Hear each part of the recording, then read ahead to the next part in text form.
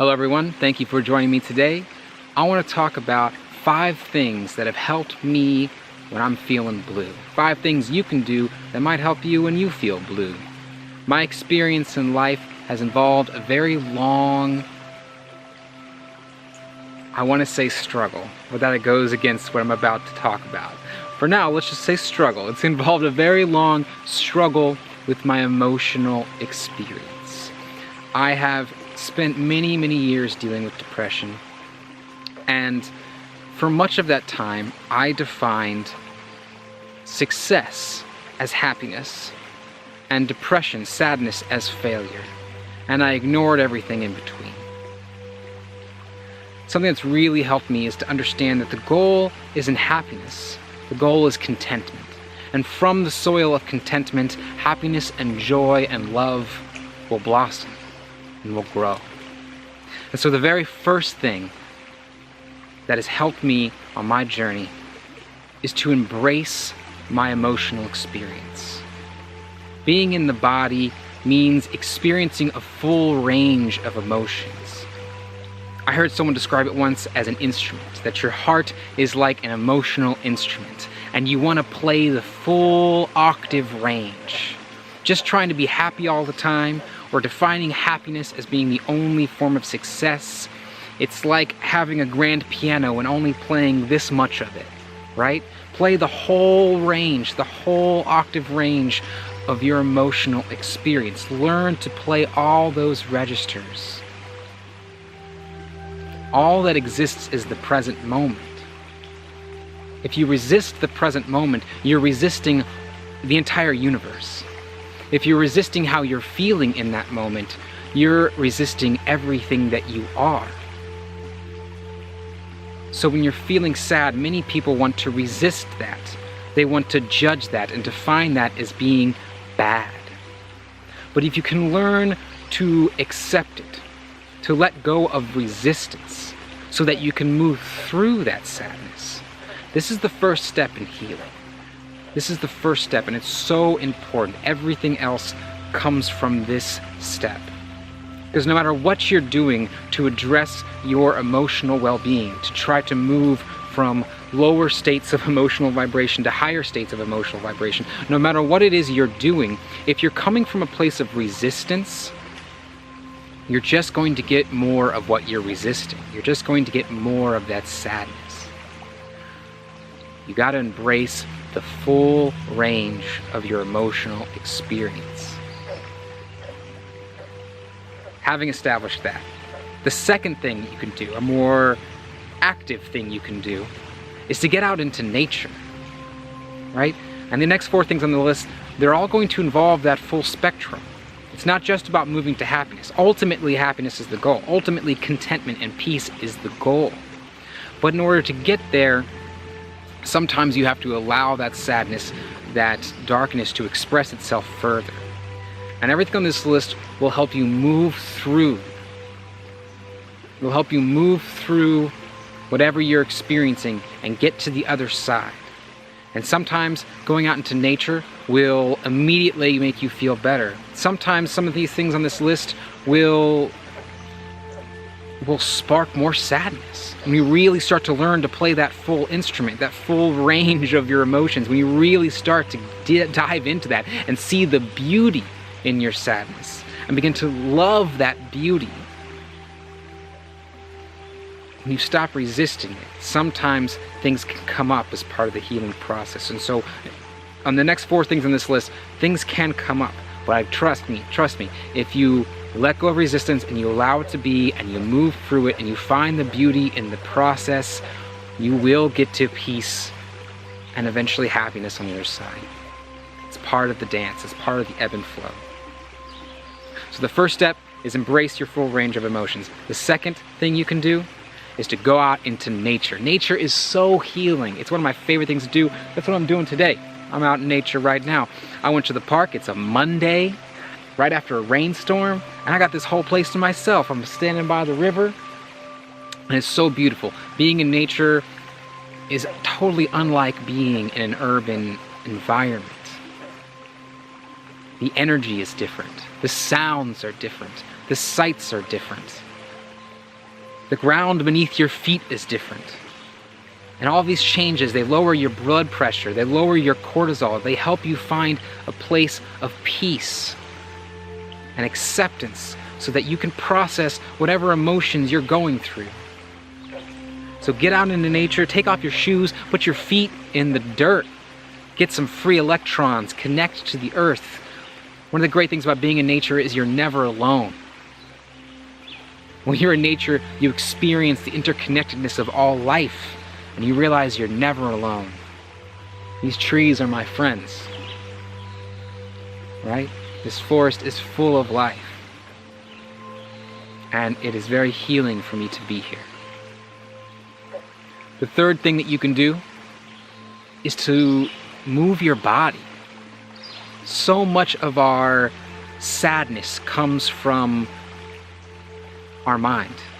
The looping thoughts, the over-analyzing, the ruminating voice in your head, so much of it is just from overthinking. And we're so encouraged in our society to think more. Think more. If I can just think more, I'll solve all my problems. It's not true. It's not true. Get into your body. Feel your body. Go exercise. Go for a hike. Hiking is my favorite thing in the world to do, to improve my emotional state, to help me process all the things that I'm feeling in my body. You can also go to the gym and lift weights. That's a great way to change your state. You can go jogging or ride your bike, or you can just dance. Which brings me to the fourth thing that I recommend. And that's listening to music that speaks to you. Now, music that speaks to you is something that evolves and changes over time based on where you are in your journey, what music is being made, and what you're experiencing emotionally in that moment.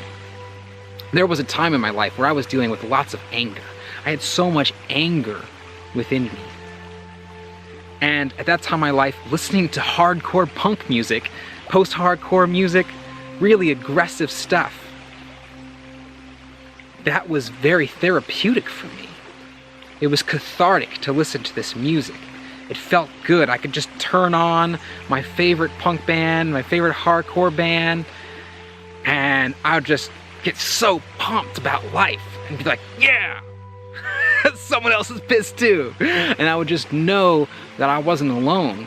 And at times I'd listen to sad music. I was really into sort of down-tempo, sad music, right? And sometimes I'd just sit in my room and I'd listen to that.